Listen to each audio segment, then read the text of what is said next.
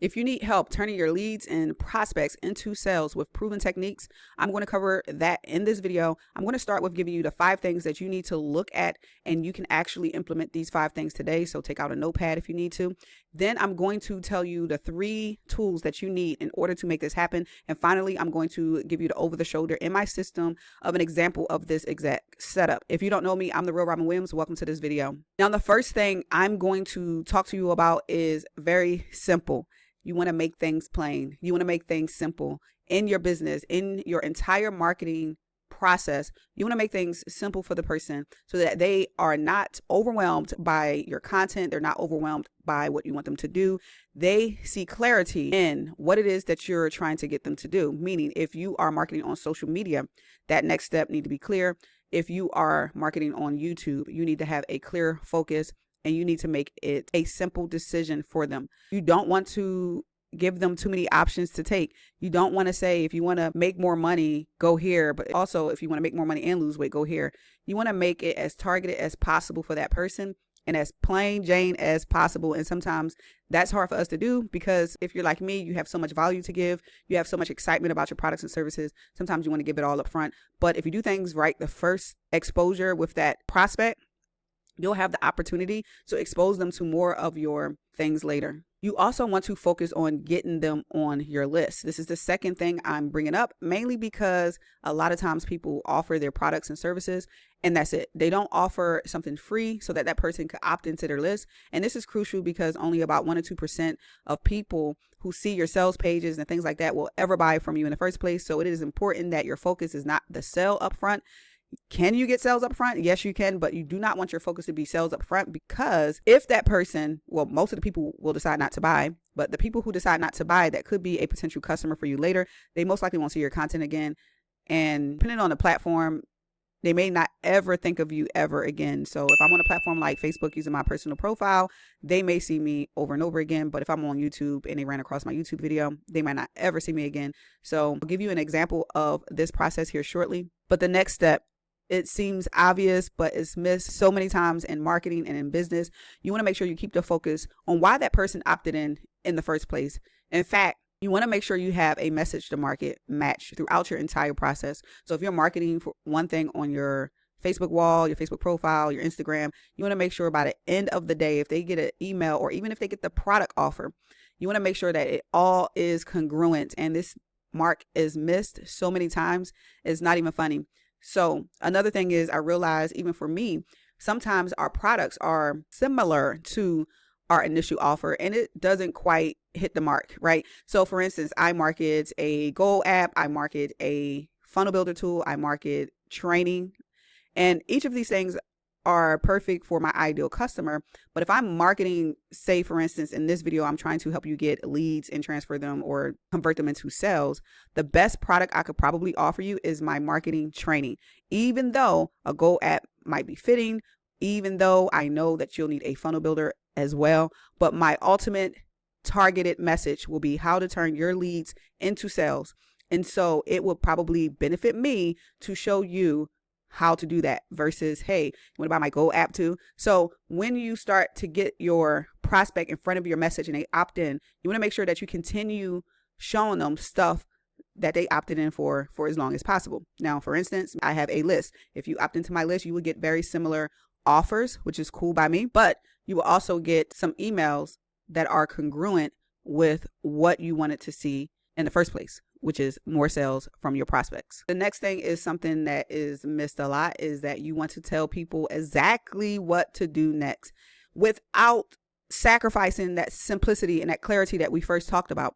So for instance, if you want training that can help you get leads and sales in your business, you want to click on the link at the top of the description of this video and opt in so that I can send you some information that can help you do that. So I'm telling you exactly what to do. I'll show you an example here of how I make this simple in my business. But ultimately, in every step, whether it's marketing on a social media platform, shooting a video, on your website pages, on your emails, all of that material will need a message on that platform or that piece of content. And that message is, what the heck do they go and do next? What is the action that you want to take them through following the completion of your content? You got to put that there, because if you don't, the person won't take action.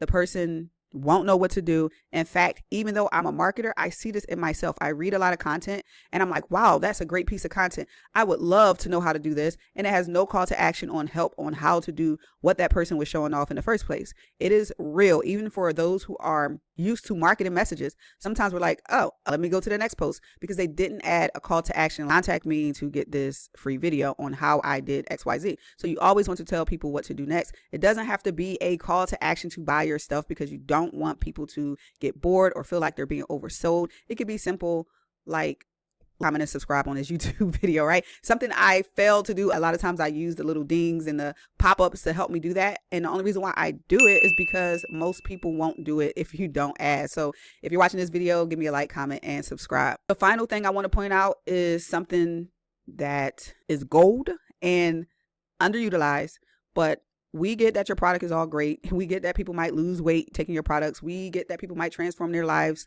from using your coaching and all that good stuff, but you really want to focus on the benefits and not the thing. I like a really good combo of both, but you want to be heavy on talking about the benefits. What is it that that person is going to get by using your product? What is the benefit that the person is going to get by opting into your list? You want to help them see and get a vision painted in their mind as to how this product can help them. And that's one thing that a lot of people marketing their business, they fail to do. They spit out all of these features, the percentages, the colors, the shapes, the sizes, the membership login and accesses, the things that people just don't care about.